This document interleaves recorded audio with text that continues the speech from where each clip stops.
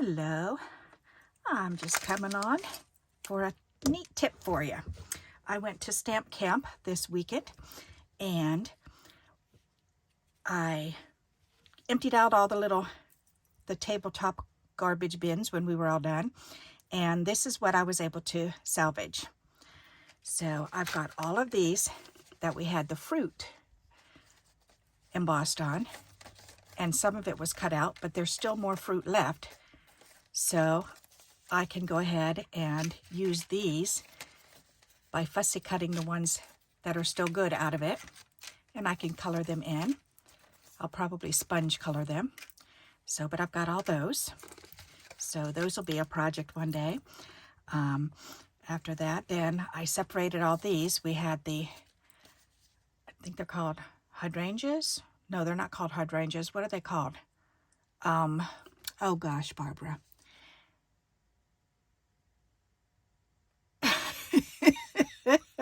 My mind has come blank.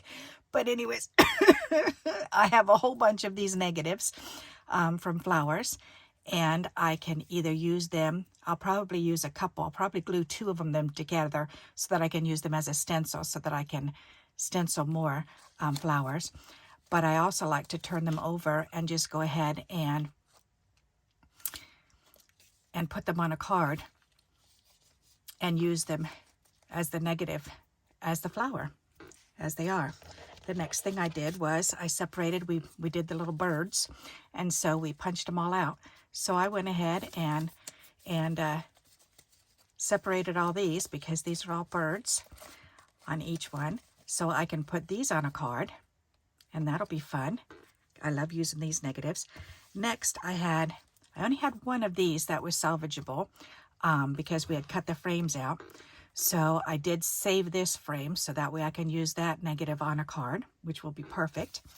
And then the other ones from the 2 sides and the top and bottom, then I did cut off these bits and pieces because I like to put these alongside of words. So if you've got a word here, then you can put it along the side like that.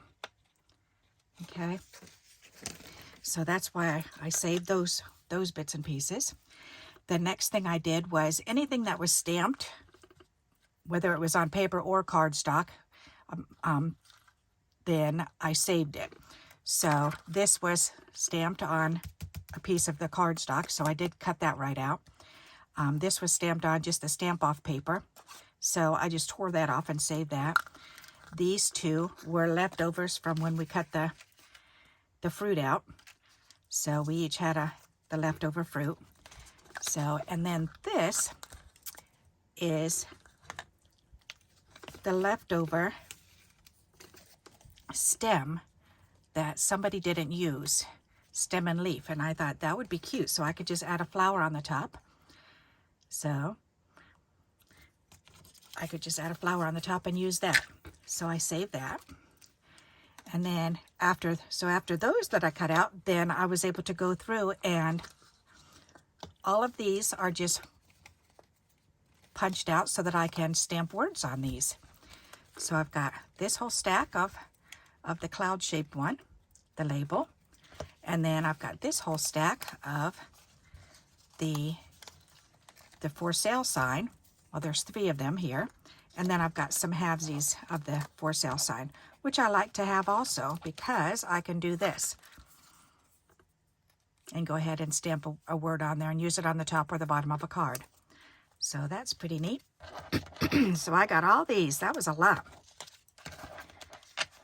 Alrighty. So even if you just did just this part, and you could salvage one off of probably each one of these too. So that's a lot. And then after I was all done with that, then I started punching out flowers. So I've got my 1-inch flowers. I did those first.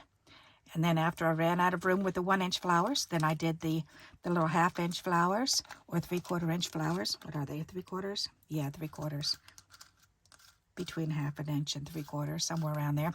But anyways, I've got 2 different small shapes like that. And after that, then I took out my little circle punch, and I punched out a bunch of circles because I'm always using circles. So, so there you go. Look at all of that I've got that I can play with now and I can make into cards. So that's my tip for today, is to go through if you go to a stamp camp or a scrap swap or whatever, don't be shy about grabbing this type of scraps also, because you can certainly use these on cards. And I will, of course, do videos on actually using these too.